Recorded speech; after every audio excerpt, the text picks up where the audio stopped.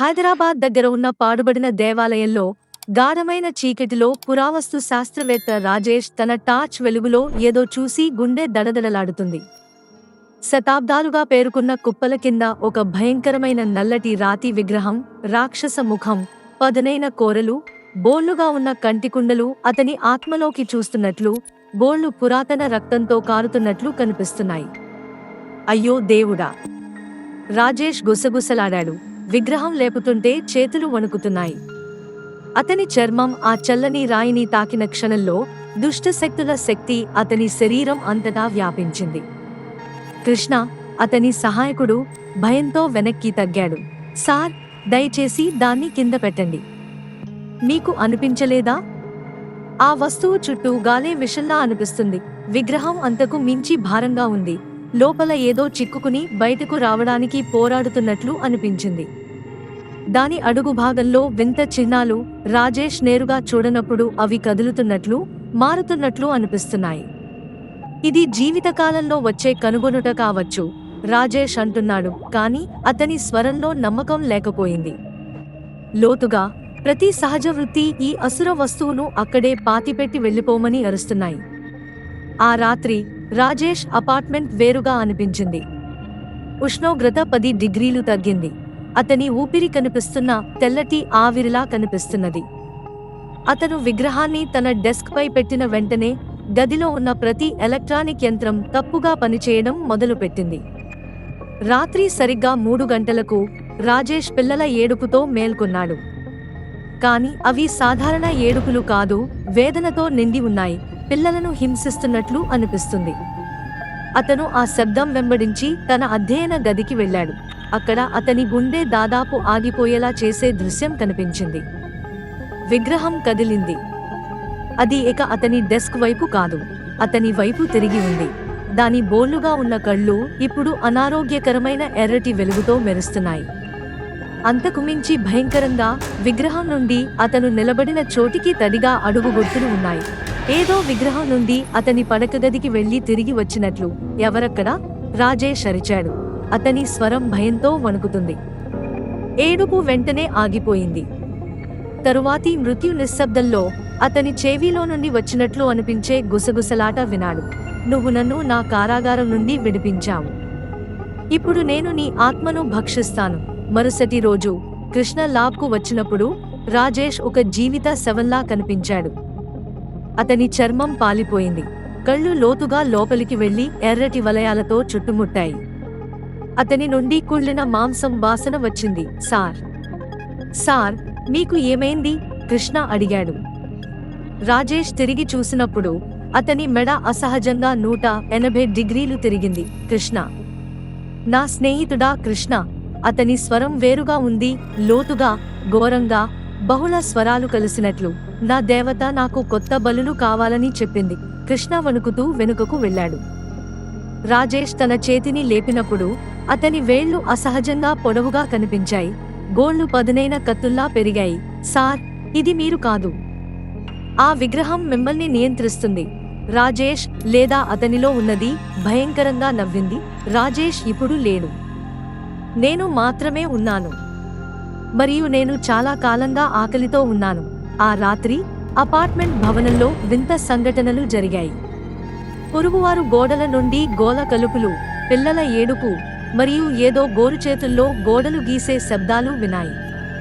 మధ్యరాత్రి 3 గంటలకు రాజేష్ తన అపార్ట్మెంట్ నుండి బయటకు వచ్చాడు. అతని దుస్తులు రక్తంతో నిండి ఉన్నాయి, కానీ అది అతని రక్తం కాదు.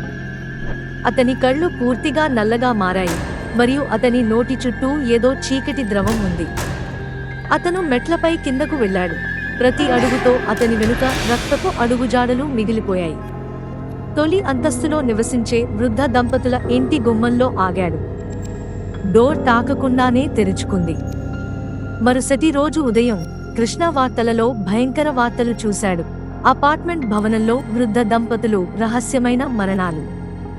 శరీరాలపై వింత గుర్తులు, రక్తం పూర్తిగా కాలిపోయిన గుర్తులు. అతను వెంటనే స్థానిక పూజారి శ్రీనివాసాచార్యుల దగ్గరకు పరిగెత్తాడు. గురువుగారు, మా సార్కు ఏదో భూతం పట్టింది. అతను ఇప్పుడు హంతకుడిగా మారాడు. శ్రీనివాసాచార్యులు కృష్ణ మాటలు వినగానే వణుకుతున్నారు. అయ్యో, నీవు చెప్పేది నిజమైతే అది సాధారణ భూతం కాదు. అది ఒక పురాతన రాక్షసి. ఆమె ఎన్నో శతాబ్దాలుగా ఆ రాతి విగ్రహంలో బంధించబడి ఉంది. ఆమెను ఎలా ఆపగలం? చాలా కష్టం. ఆమె ప్రతిరోజూ బలిదానాలు చేస్తూ బలపడుతుంది. వెంటనే ఆపాలి, లేకపోతే ఆమె మరింత శక్తిశాలిగా మారుతుంది. ఆ రాత్రి గురువుగారు మరియు కృష్ణ రాజేష్ అపార్ట్మెంట్కు వచ్చారు.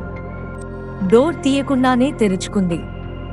లోపల గాలిలో మృతదేహాల కుళ్ళిన వాసన కమ్మేసింది. రాజేష్ లేదా అతనిలో ఉన్న రాక్షసి విగ్రహం ముందు కూర్చుంది. చుట్టూ రక్తంతో గీసిన వింత చిహ్నాలు, కాలిపోయిన కొవ్వొత్తులు మరియు మానవ ఎముకలు చెల్లాచెదురుగా ఉన్నాయి. ఆహా, మీరు చివరకు వచ్చారు. రాజేష్ స్వరంలో అనేక స్వరాలు కలిసినట్లు అనిపించింది. నేను మీ రాక కోసం ఎదురుచూస్తున్నాను. ముఖ్యంగా పూజారిగారి రక్తం రుచి చూడడానికి. అతను లేచి నిలబడినప్పుడు అతని శరీరం అసహజంగా విరిగిపోయింది. ఎముకలు వినిపించే శబ్దాలు వచ్చాయి. అతని కళ్ళు పూర్తిగా నల్లగా మారాయి మరియు అతని నోటి నుండి పొడవైన విషపు కుట్టు లాంటి నాలుక బయటకు వచ్చింది. గురువుగారు మంత్రాలు చెబుతూ పవిత్ర జలం చిలకరించారు. రాక్షసి వెంటనే అరిచింది. దాని స్వరం ఇంటి గోడలు పగిలిపోయేలా చేసింది. ఆపండి, ఆపండి, భరించలేకపోతున్నాను అని రాక్షసి వేడుకుంది. కృష్ణ గ్యాస్ కెన్ను తెచ్చి విగ్రహం చుట్టూ పోశాడు. గురువుగారు మంత్రాలు చెబుతూ అగ్నిపెట్టెను వేశారు. వెంటనే అగ్ని విగ్రహాన్ని చుట్టుముట్టింది. రాక్షసి యొక్క శరీరం, రాజేష్ శరీరం భయంకరంగా మెలిక పొడుచుకుంది. అగ్ని వేగంగా వ్యాపిస్తుండగా రాక్షసి భయంకరంగా అరిచింది. నేను తిరిగి వస్తాను. నా శాపం ఎల్లప్పుడూ ఉంటుంది. అకస్మాత్తుగా రాజేష్ కళ్లలో తెలివిగా మెరుపు వచ్చింది.